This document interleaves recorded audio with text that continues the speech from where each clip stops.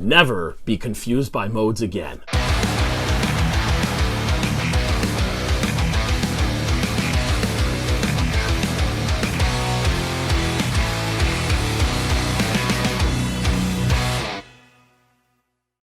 What's up, everybody? This is DJ from the Temple Music Academy, and I'm here today to do one of the most craziest videos I've ever done. And I'm the conscience in this video, the guy that's going to show up ever so slightly and just kind of summarize points that were made and kind of make it into a Cliff Note version so hopefully the information gets across. Let me help you understand modes to the nth degree. Thanks to my amazing wife, we have some colored boxes here. Modes are based on a series of a scale, is how many people describe it to you. They would say there's 7 modes of the major scale, named after islands of Greek people. And Dorian, Phrygian, dominant, flat this, sharp that. You've already switched forward and gone to some other thing about, I don't know, Gordon Ramsay cooks a tuna fish or something. Okay, time out.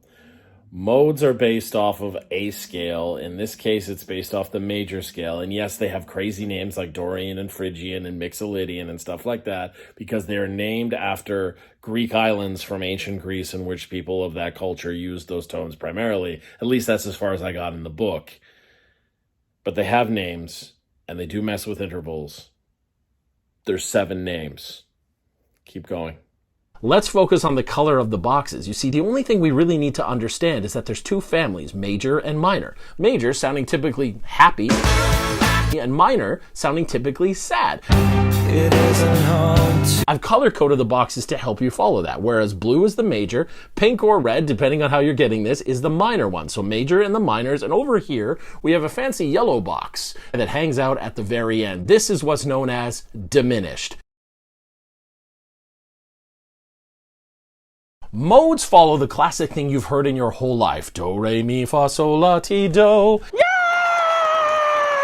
There's actually only 7 things that were said if you count these boxes, because I said 2 do's at the beginning and at the end. That means this guy would be repeated at the end. That is what we call an octave, or the 8th note. 7 pitches away, but the 8th pitch or the 8th note is octave. The exact same note played at a different pitch. Yeah, not wrong. There's 7 notes. That's all it is. Do, re, mi, fa, sol, la, ti, do is 7 notes with an extra do at the end telling you that's called an octave and then explaining that an octave is the exact same note played at a different pitch. What most people don't understand is a lot of times when you're playing a scale, you're actually only playing 7 notes before it repeats in a higher or a lower, like register pitch-wise. That's why there's so many keys on a piano, but really only 7 of them until you hit another one that's exactly the same. That's what he's getting at. Check this out. 1, 2, 3, 4, 5, 6, 7. This is always my starting position. This is my first mode. In the second position, I'd have my second mode. And then, of course, my third and my fourth. And then we'll just line them back up so it makes sense. We can now see the Roman numerals, but there's so much information in these Roman numerals. That's why I beg all of my students, please take the 5 minutes it would take to understand just these Roman numerals and watch how much information is packed into a single symbol.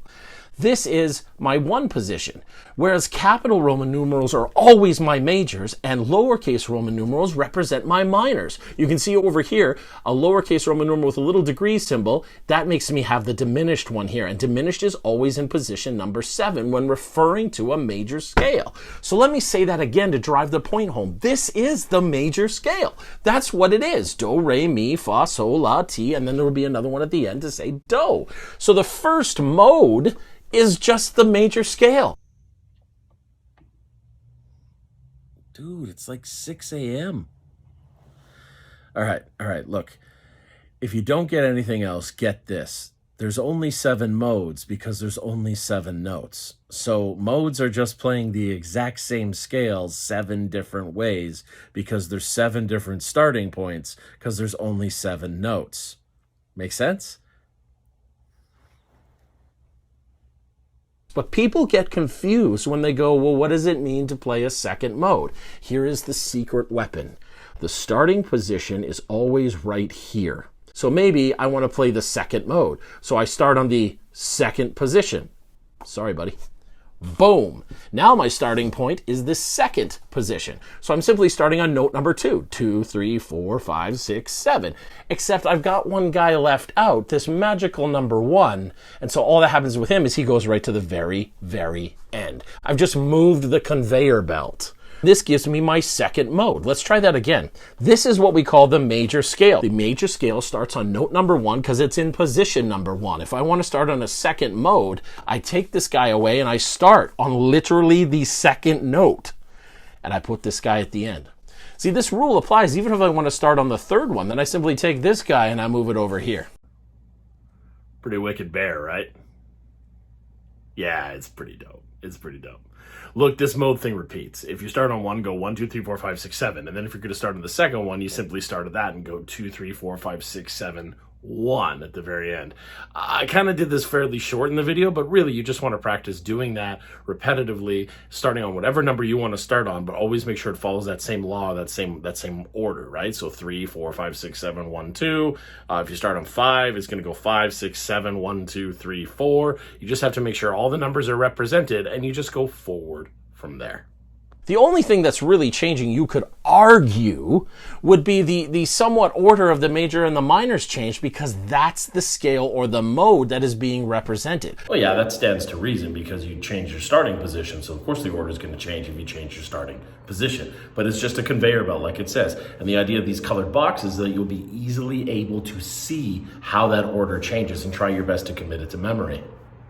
But what is a very, very important thing to understand is the notes have never changed. Let me drive this point home if we start back at the beginning. See, music teachers like me would often ask you guys to remember something based in C major. I get asked a lot, why wouldn't they do A major if A is the beginning of the alphabet? Well, see, the thing is this, if the C major scale is represented by letters such as this, it would mean that there are no sharps and no flats whatsoever in the key of C major, and that's why we like to use it. If we're talking about complex things like modes or circle of fifths or intervals or anything like that, we want to start in a key that's kind of basic or at 0, if you will, so that we don't get confused by any of the sharps or flats, what music teachers like me call accidentals. This is C major. Let's talk about all the information that we know. 1, 2, 3, 4, 5, 6, 7, or major, minor, minor, major, major, minor, diminished. I would say to you, how do you play the first mode? It's in position 1. C, D, E, F, G, A, B. That gives you the C major scale, or the C Ionian mode, or the C natural major scale. This is the same thing I've just said 3 times in a row. This is the first mode. What about the second mode?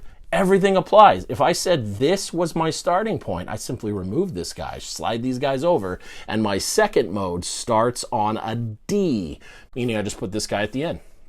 Now my second mode goes D, E, F, G, A, B, ends on a C. Third mode, simply start off the third position, and here I go. Now I am starting on an E. Oh, interesting. E, F, G, A, B, C, and I'm here at the D at the very, very end because I started on this one. So what I need you to understand is that I just said the same thing. If a mode is starting on the second mode, it's going 2, 3, 4, 5, 6, 7, then a 1 at the end. Now, this doesn't change just because letters started to arrive, and that's where most people get confused. The modes start on whatever letter you wanted to start on in that order, and that just becomes the second mode or the third mode or whatever, and they still follow the exact same rule and law of 2, 3, 4, 5, 6, 7, 1, or 1, 2, 3, 4, 5, 6, 7, or starting on 4, so 4, 5, 6, 7, 1, 2, 3. Just because letters are involved, that rule does not change. That is fundamental with these modes, okay? So do your best to follow along. We got this. This is how modes work. They simply teach us that we should start on a different number and continue the scale from there. But there's even more information in this. I had said before, the beauty of modes is as they are played, they give birth and blossom a chord underneath it that can become exposed and be used to really drive home the power of that scale or that mode or that harmony that you're driving home. If I am playing this scale, because this is in the 1 position and this is the scale that I am playing, we agreed that blue was major and we stare long and hard at what letter that says.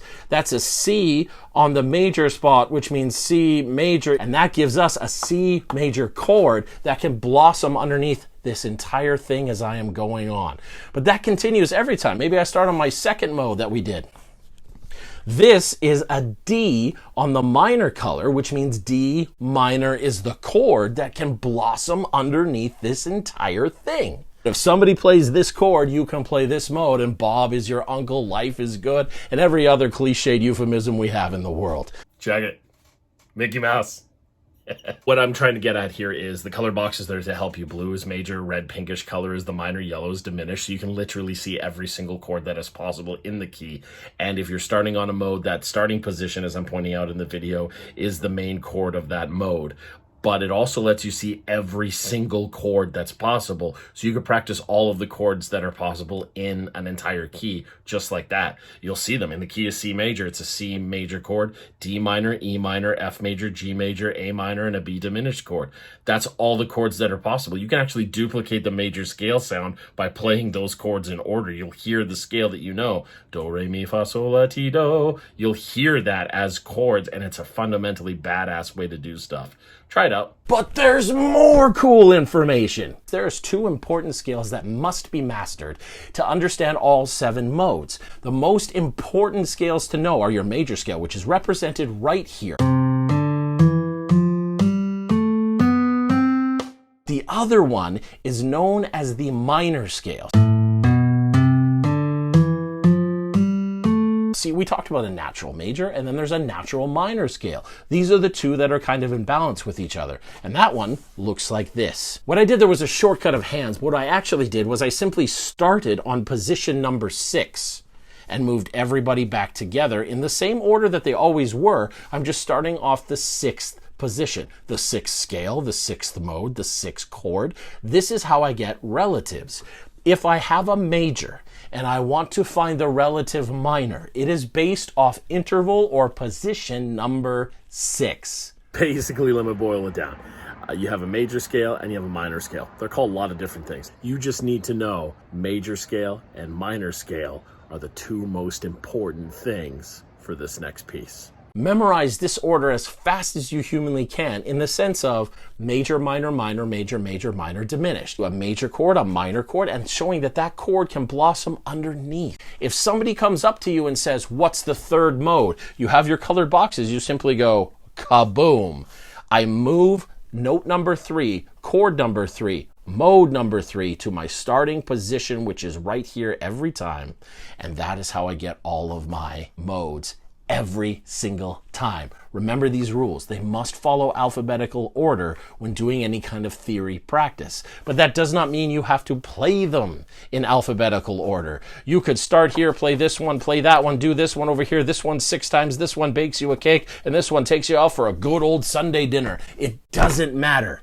But what matters is this: the order of harmony does not change regardless of where you start every single time. And that, my friends, is how modes work in the major scale.